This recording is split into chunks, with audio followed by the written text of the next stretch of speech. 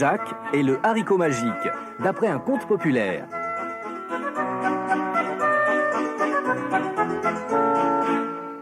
Jacques vivait avec sa maman dans une toute petite maison. Il n'avait jamais connu son père. Sa mère effectuait de menus travaux de couture dans le voisinage, pendant que Jacques s'occupait du jardin potager et de leur unique vache, Doucette, qu'il trayait chaque jour. Cette année-là, l'hiver fut très froid, et au printemps, le potager ne donna presque rien. Un matin, la mère de Jacques lui annonça avec tristesse: « Nous ne pouvons plus nourrir Doucette. Il faut aller la vendre au marché. » Comme elle travaillait jusqu'au soir, elle demanda à Jacques d'emmener le pauvre animal. « Essaie d'en tirer un bon prix, » lui dit-elle. Jacques s'en alla donc, menant Doucette au bout d'une corde. En chemin, il rencontra un vieil homme vêtu de haillons. « Où vas-tu avec ta jolie vache ?» demanda-t-il à Jacques.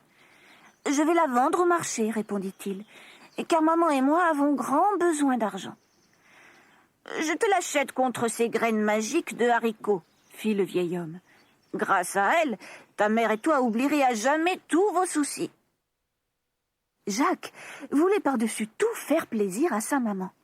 Il accepta sur le champ. « Attention, » dit encore le vieil homme.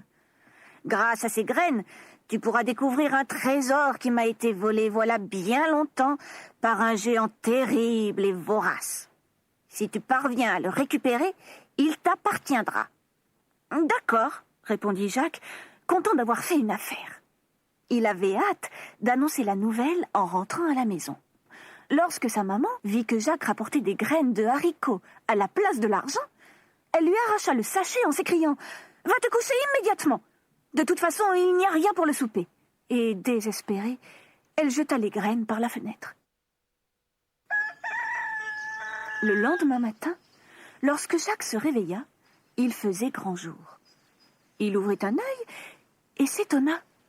Derrière sa fenêtre, quelque chose empêchait la lumière de passer. Écarquillant les yeux, il constata avec stupeur qu'une plante géante munie de feuilles gigantesques avait poussé pendant la nuit. C'était un énorme haricot. Jacques ouvrit la fenêtre et regarda en l'air. Il ne voyait même pas le sommet du haricot. Prenant appui sur le rebord de la fenêtre, il grimpa sur la tige. « Le trésor est là-haut » pensa-t-il. Quelque temps plus tard, il traversait les nuages qui se transformèrent comme par magie en une jolie campagne. Il sauta du haricot et choisit une direction au hasard. Il espérait trouver de quoi se désaltérer et aussi de quoi manger. Depuis la veille, il n'avait rien avalé. Il marcha 2 bonnes heures lorsqu'il se retrouva épuisé près d'une immense maison. Il frappa à la porte. Une servante lui ouvrit. « J'ai soif, j'ai faim et je suis fatigué, » dit-il à la jeune femme. « Puis-je entrer me reposer ?»« Hélas, je voudrais bien t'offrir le gîte, petit, » répondit-elle. « Mais mon maître est un géant qui a déjà mangé plusieurs enfants. Si tu entres ici, c'en sera fini de toi. » Jacques faillit se mettre à pleurer. Mais à l'étage, il entendit une voix tonitruante. « Alors, ce marcassin est-il bientôt prêt ?»« 1 minute, Seigneur !» répondit la servante.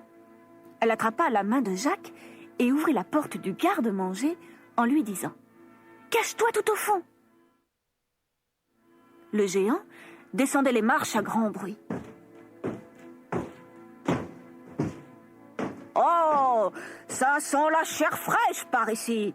Tu as fait entrer quelqu'un. »« Pas le moins du monde, Seigneur, » dit la servante.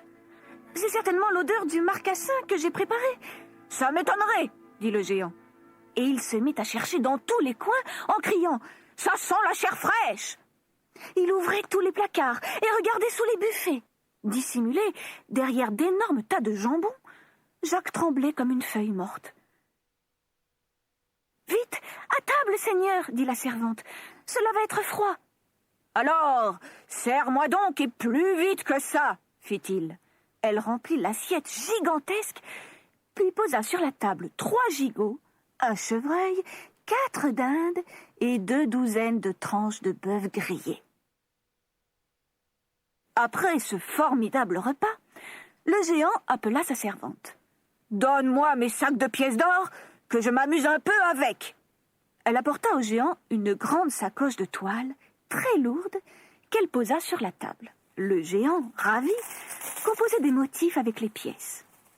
Il déclara ensuite qu'il avait bien mérité une bonne sieste. Se laissant tomber sur la table, il se mit à ronfler bruyamment.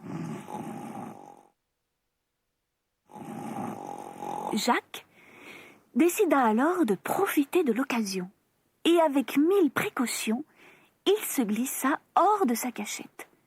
Il s'avança vers la table sur la pointe des pieds et, sans faire de bruit, remit les pièces d'or dans leur grande sacoche et s'en empara.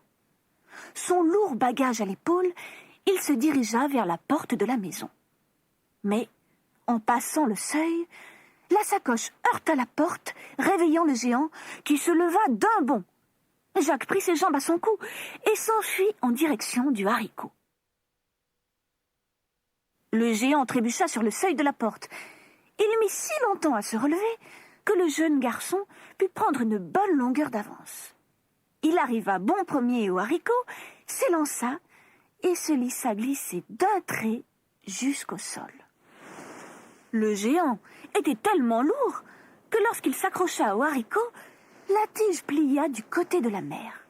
Déséquilibré, le géant tomba, plongea dans l'océan et se noya.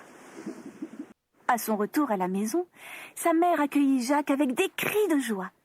Grâce à l'or et grâce au vieux monsieur, ils purent acheter plusieurs vaches, des oies et des lapins. Et depuis, ils ont toujours l'air heureux et leur jardin donne des fleurs et des fruits merveilleux.